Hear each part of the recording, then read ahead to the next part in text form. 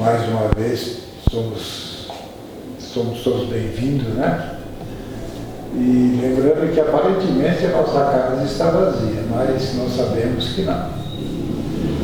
E a direção espiritual desta casa aproveita esse momento do ambiente para trazer aqueles nossos irmãos ainda que se encontram no mundo espiritual, muitas vezes inconsciente da situação. Então, são aproveitados esses momentos para que eles possam participar também da nossa reunião. Então, nós, como todas as quartas-feiras, vamos iniciar o nosso trabalho de hoje. Lembrando que quem é responsável pela mensagem é o Sidney. O Sidney é um trabalhador lá do Maria de Nazaré, de Rolândia, e frequenta a nossa casa também. Então, quando a gente necessita, chamamos, ele vem nos atender, sempre com bastante satisfação e alegria de estar conosco. Então, nós vamos, nesse instante, lembrar da figura sublime de Jesus e dizer: Senhor, muito obrigado. Muito obrigado, Jesus, por esse momento. Por mais esta oportunidade que nós estamos tendo nesta noite, de estarmos reunidos em Seu nome, Senhor.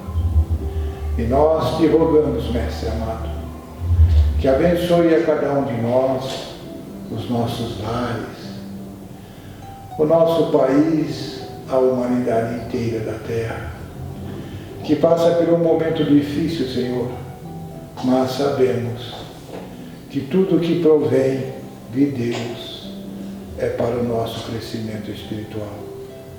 Então, dá-nos força, coragem, resignação para podermos suportar com fé e amor esses momentos. E que a Tua paz, Jesus, também possa envolver o nosso irmão Sidney, que é responsável pela mensagem da noite. Que ele possa ser inspirado pelo seu mentor espiritual. E que a Tua paz permaneça no coração de cada um de nós, hoje e sempre. Que assim seja. E com esta prece nós passamos a palavra ao Sidney.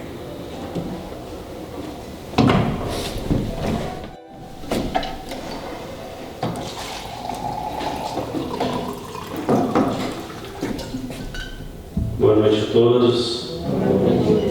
Muita paz. Jesus nos abençoe sempre. Esse retorno vagaroso que nós estamos tendo, mas muito seguro. Quando a gente é convidado para falar, a gente sempre fica se questionando: vou falar sobre o quê? Né? A gente fica pensando, e talvez a gente sempre acabe escolhendo o tema que é da nossa maior necessidade. E quando eu fiquei pensando no que falaria, eu me recordei nas épocas que a gente participava do grupo do sábado, na sacola, que a gente ia no SEASA, quando o Sr. Hugo ainda estava entre nós, encarnado. E a gente chegava, descarregava a caminhonete ali, e ele ficava observando, e depois ele convidava a gente para um café. Uma satisfação muito grande ter tomado um café com o Sr. Hugo. Então, nas conversas, ele sempre falava: olha, quando for falar, aproveita a oportunidade e fala de Jesus, fala do Evangelho, porque a humanidade ainda precisa do Mestre, ele falava. Então, a gente se propõe a falar um pouco de Jesus dentro das nossas limitações, porque nós sabemos ainda tão pouco de Jesus, né? Ainda tem tanto para saber de Jesus. João, o evangelista, nos dizia que se fosse escrever tudo que Jesus fez e falou, não caberia no planeta Terra, de tanta coisa que tinha, tanto material, né? Foi escrito muito pouco. De tudo que Jesus falou e fez, foi escrito só uma pequena parte. Então, como dizia Chico, não há outro personagem na história da humanidade que possam substituir Jesus em nossos corações.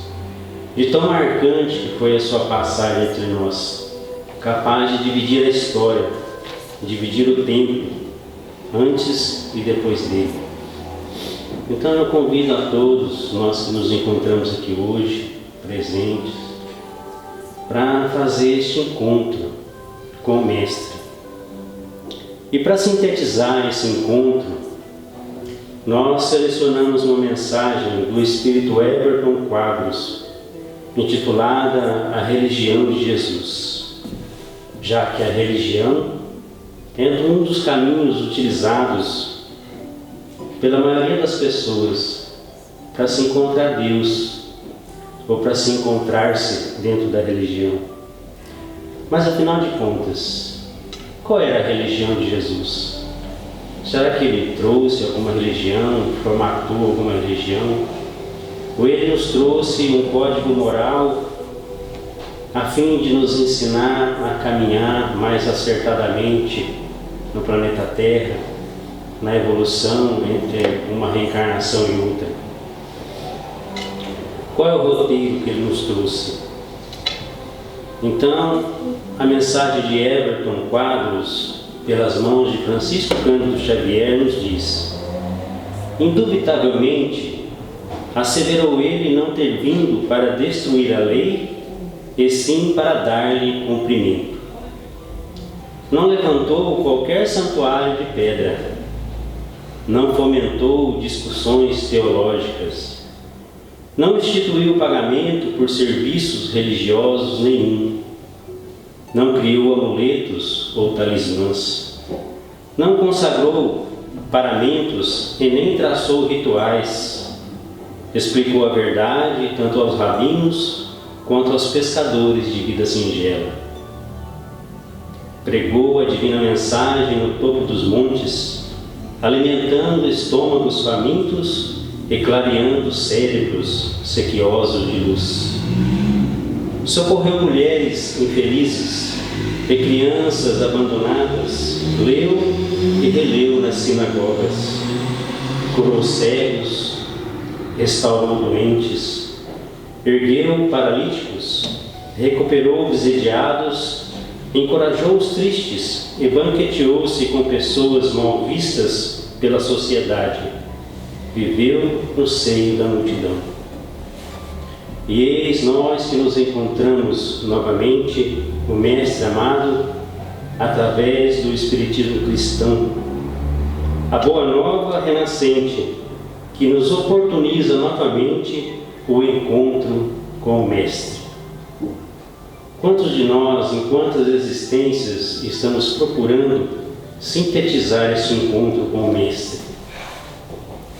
O grande poeta Rabindranath Tagore também teve o seu encontro com o Mestre. E ele coloca isso de forma muito clara numa de suas poesias, quando ele diz: ao partir ao encontro do Mestre, quando encostei a minha barca às margens do rio sagrado, o vento cantava entre os juncos e a melodia do tempo escoava nas canas de bambu. Cheguei, tu não estavas, tu que virias preencher o vazio de mim mesmo. Chorei a lamentar a minha incúria, que me fez tardio ao encontro marcado. Fui insensato. Distraíram-me as bailarinas da aldeia e a cortesã pintada com seu sorriso fácil. Por tempo demasiado, recostei-me nas almofadas de seda, esquecido que tu amas a choupana simples e a esteira de palha no chão batido do coração do homem. No ar doce da tarde, havia a promessa de uma noite cálida, mas para mim, que não te encontrei, a melodia do tempo era cantiga de solidão. A tua ausência fez de mim, Senhor, um navegante solitário a transitar nas sombras sem encontrar um porto. No andarilho das águas, localiza meu barco e assopra a flauta que ouvirei teu chamado. Ah, amado Senhor, perdoa-me. Move-me a agonia da tua ausência, todavia tentarei alcançar-te, e ao fazê-lo, despojar-me-ei dos meus haveres. Entregarei a barca dourada das ilusões e com as mãos trançarei de junco humilde uma nova embarcação. Cantarei para ti as canções da aldeia distante e bailarei contente à margem do Ganges. Tu atento ouvirás meu canto, olharás meu bailado e compassivo estenderás a mão clemente. Oferecer-te-ei a choupana das minhas renúncias e a esteira da minha submissão. Contigo mendigarei as esmolas da paciência e da resignação, e a ti, mas somente a ti, Senhor, entregarei as minhas conquistas. Rasgarei as vestes e, desnudando o peito, mostrarei as marcas da minha viagem para ti. Tu modificas a todos que te encontram, e assim, ainda que mendigo, serei poderoso, abençoado pela riqueza do teu esplendor. Sol da minha noite, brilhe em mim e permita que eu reflita aos miseráveis do caminho a radiância da sua luz. Esse é o cântico poético de Rabindranath Tagore. Tagore nos escreve de forma poética a grande batalha interna que cada um de nós travamos conosco mesmos para nos encontrarmos com Jesus, com o Mestre amado. É importante que nós reflitamos sobre o significado de Jesus para cada um de nós. O que ele significa para você e para mim. O que é que ele significa? Será que Jesus é aquele ícone histórico pregado numa cruz, no altar suntuoso de uma dessas igrejas famosas, conhecidas no mundo? Ou Jesus é um espírito que evoluiu, que cresceu, que aprendeu, que foi criado como nós, simples e ignorante, e que hoje é um ser iluminado? O que Jesus significa para cada um de nós? Quando nós estudamos o livro dos Espíritos, nós começamos com a questão número 1, que é Deus. A primeira questão do livro dos Espíritos, onde a espiritualidade responde: inteligência suprema, causa primária de todas as coisas. A partir daí, Kardec vai destrinchando a divindade, falando da influência dos espíritos na natureza, falando da influência dos espíritos na vida material. Ele vai satisfazendo a nossa curiosidade. Mas quando chega um pouco para mais da metade do livro, Kardec precisa fazer a pergunta, apesar de saber a resposta, mas é para nós que Kardec está escrevendo. Kardec escreve pensando nos seus adeptos. Então ele faz a grande questão: qual o tipo mais perfeito que Deus ofereceu ao homem para lhe servir de guia e de modelo? Questão 625 de O Livro dos Espíritos. E a resposta é a mais curta de todo o livro: Jesus. Kardec ainda faz um comentário dizendo que Jesus constitui o tipo de perfeição moral que a humanidade deve almejar na Terra. Porque, na grande verdade, estudando a doutrina espírita e compreendendo os processos divinos, nós aprendemos que Jesus é o governador do planeta, é o grande gerenciador do nosso planeta. Desde quando a massa polar se desprendeu do Sol e começou a se formar no planeta Terra, Jesus já era um ser iluminado, já era um espírito de luz. E segundo a ciência, a Terra tem 4,5 bilhões de anos. E Jesus já era o que nós sabemos que Ele é. Então nós não temos condições de imaginar a grandeza que é este Espírito e o quanto ele teve que diminuir a sua luz para caber num corpo de carne e estar entre nós, para trazer a sua mensagem diretamente, para que não houvesse tantas distorções, e o que mesmo assim aconteceu ao longo do tempo. Então Jesus é o nosso grande modelo e guia, como nos diz Kardec. Mas o que significa modelo? Qual o significado da palavra modelo? Aí nós buscamos ajuda no dicionário.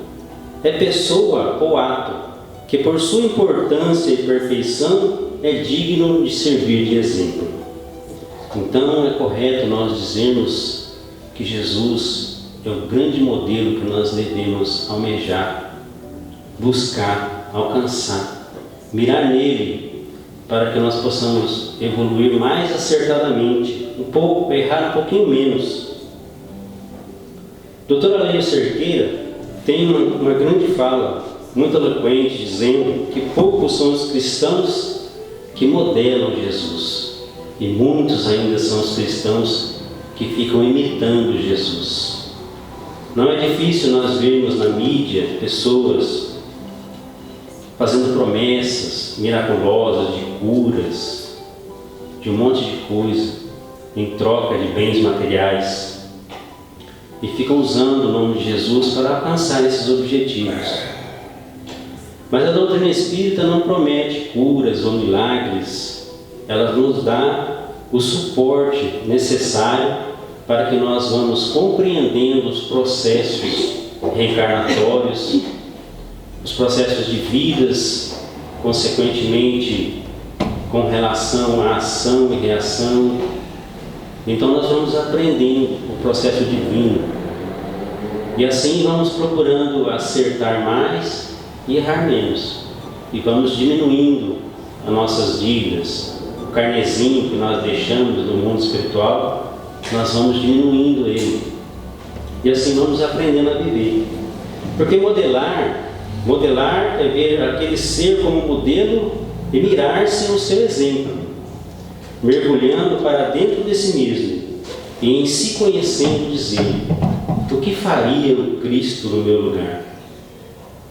Mesmo que às vezes surja um contratempo, uma doença, um problema financeiro ou familiar, mas com a luz do Espiritismo cristão, nós vamos passando a entender que estamos no nosso melhor momento, da nossa melhor existência, de todas as existências que nós já tivemos.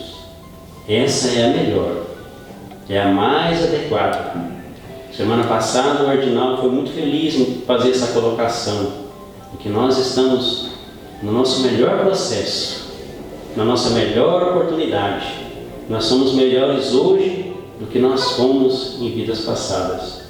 Nós não temos condições de ficar sabendo do que nós já fizemos, do que nós fomos. Muitas pessoas procuram a regressão de memória, mas não é recomendado, a não ser no caso extremo e com um profissional muito bem qualificado. Então, nós vemos esses processos hoje, na atualidade, de imitação cristã. Outro dia eu pude ver isso claramente. Nós estávamos fazendo um trabalho, eu com meus irmãos, e o meu irmão mais novo, eu vi que logo de manhã, quando ele chegou na oficina, eu vi que ele não estava bem. Eu falei: você está bem? Ah, eu não estou muito bem agora, eu estou me sentindo mal. Então, eu falei: então vamos no médico, né? Porque você vai operar a máquina, é perigoso você passar mal aí, cortar um dedo fora. Aí trouxe ele aqui na Santa Casa. Quando ele chegou no guichê para fazer a fichinha dele, tinha um item lá da fichinha, a mocinha perguntou para ele: qual a religião?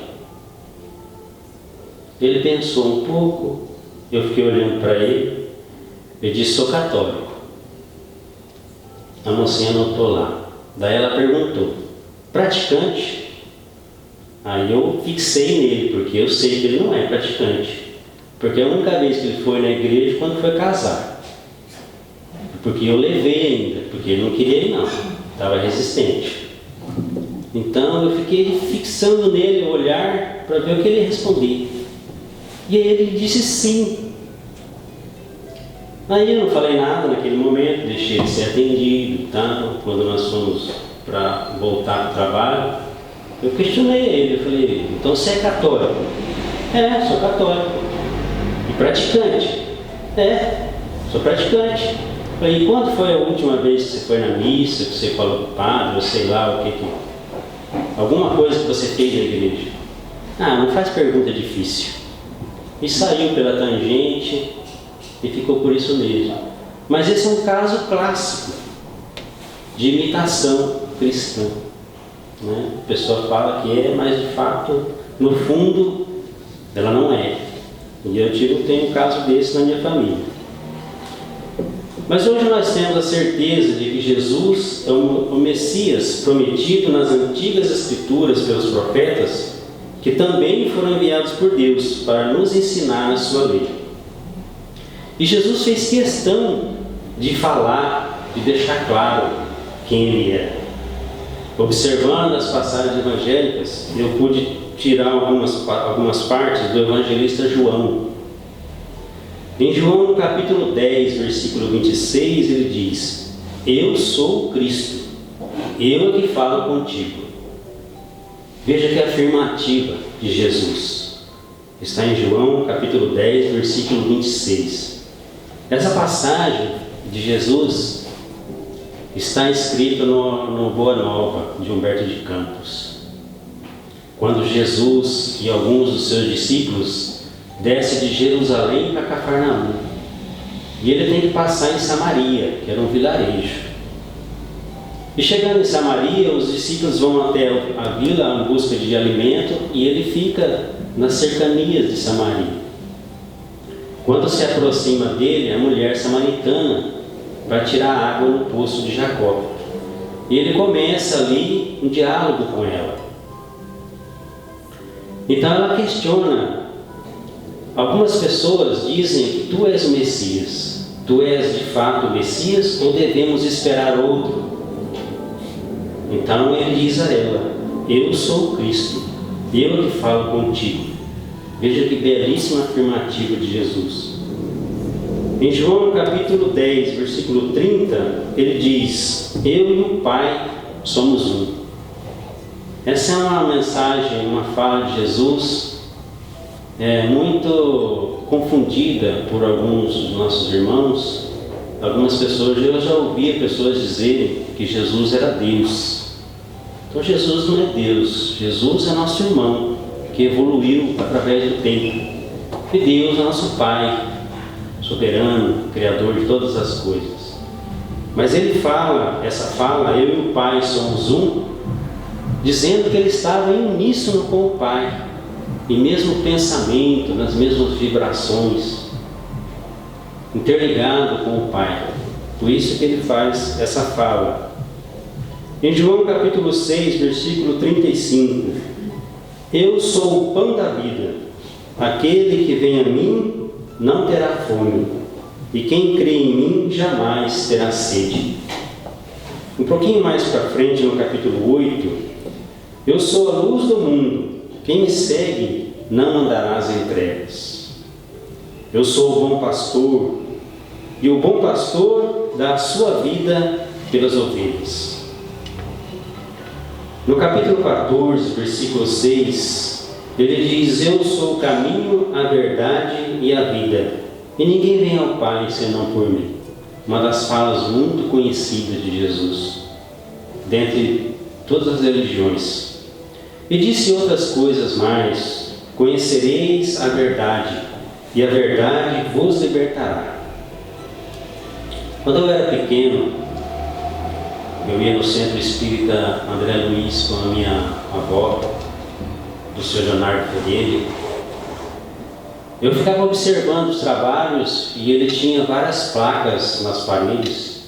E tinha uma placa bem na entrada com essas palavras: conhecereis a verdade, e a verdade vos libertará. Eu ficava intrigado com aquilo, porque como eu era pequeno, não estudava, não conhecia o processo todo da doutrina espírita, eu ficava muito pensativo com essas palavras. Que verdade será essa? Conhecereis a verdade, mas que verdade será essa? Então, um dia, na sua preleção, no início dos trabalhos, o Sr. Leonardo leu uma passagem do Evangelho e ele disse com todas essas palavras: a morte não existe. A morte é apenas uma passagem para o mundo espiritual. Eu disse: o quê? Repete, eu quero ouvir de novo. E depois eu fui conversar com ele, e a partir daquele momento, eu devia ter uns 12 anos, 13 anos, se tivesse 13 anos. E a partir daquele momento, parece que como se ele tivesse me fisgado. Eu parti para estudar a doutrina espírita, para compreender todos os processos de ação e reação, de obsessão, os processos de vidas, de várias existências. Então, a partir desse momento, houve o meu encontro com a doutrina espírita, de fato. E todos nós acho que temos esses momentos na nossa vida. Então, essas referências sobre Jesus têm o objetivo de nos fazer refletir sobre o significado de Jesus em nossa vida, em nossa existência. Não dá para separar o Espiritismo de Jesus. O Espiritismo está sobre os alicerces do Evangelho. Não tem como estudar a doutrina espírita e não encontrar Jesus em certo momento, como aconteceu com Kardec. Ele fez 500 questões, mas nas 625 ele não teve mais saída, ele teve que fazer o questionamento. Qual o tipo mais perfeito que Deus ofereceu ao homem para lhe servir de guia e de modelo? Então é esse modelo que a doutrina espírita nos oferece para que nós possamos caminhar na Terra. Então é correto dizer isso, que nós somos convidados a modelar este grande Espírito, levando o amor por onde nós caminharmos, por onde nós passarmos. Nós somos convidados a levar o amor. Porque para o mundo não pode haver mensagem maior que não seja a mensagem do amor. Muitos espíritos adentraram na carne, mergulharam na carne para nos trazer a mensagem do amor. Gandhi, Madre Teresa, nós tivemos o Chico, a presença do Chico, temos a presença do Divaldo pregando o amor por onde ele anda, levando a mensagem do amor. Nós tivemos aqui junto de nós o Sr. Hugo Gonçalves e tantos outros que mergulharam na carne foi para nos trazer a mensagem do amor e nos ensinando a conduta do Cristo.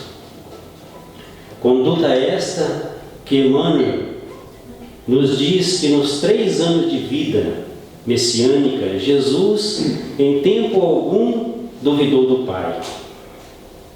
Nenhuma vez operou em proveito próprio. Nunca recusou a cooperação de trabalhadores menos respeitáveis que as circunstâncias lhe ofereciam. Não discriminou pessoas ou recintos para a prestação de auxílio. Nada fez de inútil. Nada usou de supérfluo. Nunca foi apressado. Nada fez em troca de recompensa alguma, nem mesmo na expectativa de considerações quaisquer. Realmente, se Jesus não fez isso, por que nós faremos? Por que nós faremos isso? Então esse é o nosso grande mestre incomparável de todas as horas, de todos os momentos. Sobretudo nos dias de hoje, com toda essa aflição que o mundo está passando, Jesus tem que vir na nossa mente na primeira hora do dia e na última hora também, em agradecimento pelo dia que nós passamos. Então vamos levar essa mensagem de esperança para casa e com Jesus vivo nos nossos corações. Muita paz a todos. Muito obrigado. Prezados irmãos, está aí a mensagem, né? Esse é o momento, como disse o convencerem de nós irmos até Jesus. E receber aquele convite e aceitar o convite. Vinde a mim, todos vós que estáis cansados e sobrecarregados, eu vos aliviarei. É uma proposta de Jesus para nós, mas nós temos que tomar a decisão. Se nós ficarmos de braço cruzado, com certeza nós vamos ficar marcando o passo. Vamos agradecer ao Sidney pela sua mensagem de esperança. Como ele disse no começo, a orientação que nós tivemos nesta casa é de falar de Jesus, de divulgar a doutrina espírita, porque ainda nós precisamos muito de conhecer Jesus, porque ainda nós não o conhecemos. Nós vamos passar para a segunda parte dos nossos trabalhos de hoje. Eu quero convidar para adentrar a sala de passe pelo menos 4 passistas só, para não haver assim aglomeração de pessoas, para a gente seguir a regra que a lei nos dá, né? Para não termos problemas futuros. Então nós vamos agradecer a Deus pela oportunidade e que nesse instante nós possamos receber aquilo que necessitamos para o nosso bem-estar físico e também espiritual. Que Jesus nos abençoe sempre. Nunca estivemos tão próximos em um momento tão especial em nossas vidas. Aquele momento em que eu acho que cada um de nós aguardávamos, mas não tínhamos o entendimento. A presença do Cristo se faz mais forte em nossos corações. Basta que nós nos esvaziemos um pouco de tudo que está à nossa volta. Essa noite também especial, em que tivemos as palavras do Sidney, que nos aproximaram ainda mais de Jesus. Que possamos com certeza em nossos corações de que Ele está ao nosso lado e que deixemos Ele segurar as nossas mãos, orientar os nossos passos, que possamos ouvir essa voz no nosso coração e assim fortalecemos a nossa fé, a nossa confiança. É sempre momento de mudarmos, de nos transformarmos, então que a gente possa deixar para trás muitos pesos e seguirmos mais leves, olharmos para frente, não fazermos com que o passado seja uma carga, que sigamos sempre firmes, confiantes. É isso que Cristo pede de nós, confiança e fé. Que a sua paz permaneça em nossos corações. Que sejamos sempre muito gratos por tudo em nossas vidas.